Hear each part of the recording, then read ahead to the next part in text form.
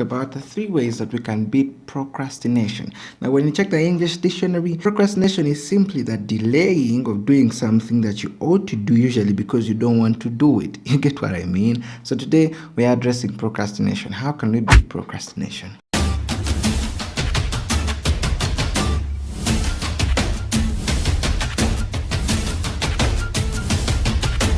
Yes, welcome back here. If you're new, my name is Simon, and here we speak the African way of things that actually do matter. Just like you saw in the intro, we are looking at how we can beat procrastination. Simple 3 ways that we can actually beat procrastination. Number 1, baby steps. Atomize the process. I'll give you a quick example. At work, where I'm doing my industrial training or where I'm working from, we're given a task. We had a bus, one of the transportation buses that actually take us from home to work. And this bus had leakages all over in its engine compartments and everything. So we're given a task to find out where the leakages are and also fix them.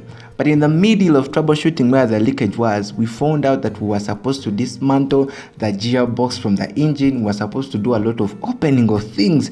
We were supposed to also check the tires. We found out that the wipers were also not working. So it became a huge task. And telling us to accomplish that task in 1 day or 2 days, it would actually be something big that we couldn't manage. So what did we do? We atomized the process. We said, okay, today let's dismantle the gearbox, let's dismantle the pulleys, and then the next day we said, okay, now let's go and buy the seals. Then on the other day we said, okay, now let's put back the gearbox. Then on the other day we were like, okay, now let's work on the wipers. And finally we worked on the tires and the braking systems, and everything was done. But we didn't do everything at once, because in that way procrastination could easily set in. Why? Because we could see the work so huge, we could easily put it off. You get what I mean? So one way of beating procrastination is by atomizing the process. If you want to be physically fit, you want to do exercises, don't start with 100 push-ups. No. Start with 10, and then the next day add 1, 11, the other day add 2, 13. You get what I mean?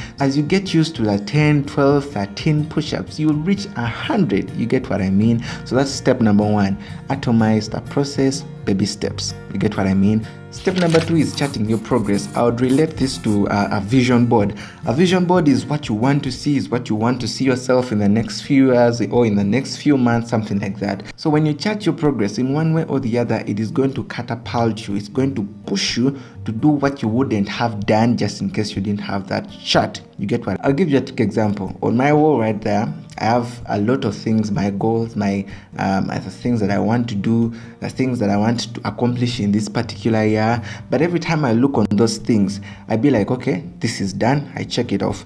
This is also done, I check it off. In that way, I'm charting the progress. But if I just look at it, I'm like, I know I'll do this, I'll accomplish this, I'll reach this investment portfolio milestone, I'll get this kind of business, I'll start this passive income stream. After having all those thoughts, I can easily put it off. Why? Because it is too much on me, it's too much on my head. But when you have a charted progress, you can easily say, if I was able to do this, then okay, the next step will be a little bit harder, but I'll do it just like I did this one. You get what I mean? So it's something that gives you, and I've seen TubeBuddy, I've seen vidIQ doing that. They send you milestones. When you make, let me say when you reach a 1,000 subscribers on YouTube, they will email you that congratulations, you've reached 1,000 subscribers. When you reached 1,500 subscribers here, they sent me something. vidIQ sent me something, a milestone chart to show that okay, I'd reached 1,500 subscribers.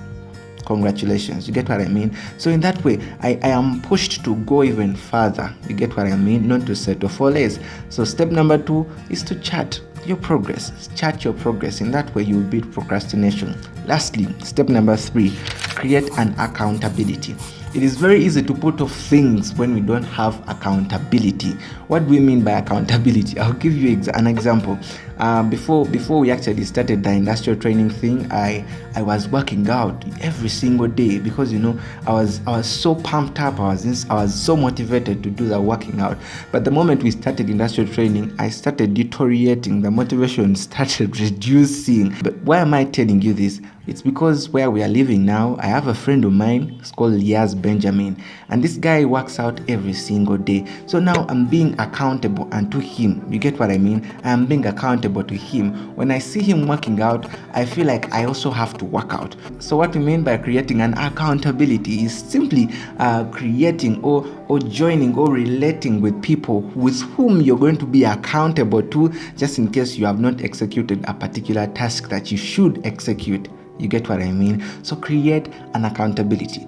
An accountability might mean making new friends. An accountability might mean changing your location. An accountability might be setting new boundaries that you follow. It might be writing things down, It might be writing to-do lists. It might be actually putting in money to see that you are accountable. In that way, you'll be executing and avoiding procrastination. Ladies and gentlemen, I want to let you know, you and I have the capabilities within us to beat procrastination. Therefore, with these simple steps that I've given you, atomize the process. Come on, don't rush, because when you go out big, it is very easy to procrastinate. It is very easy to put off tasks, but atomize the process. Go slowly by slowly. I used to do that when I was starting my YouTube channel. I could sit and I spent 4 hours editing a video. But now what I do, I shoot a video today and maybe just edit the thumbnail. The next day, I edit like a 2 minutes part of that video. The other day, I do like maybe another 2 minutes.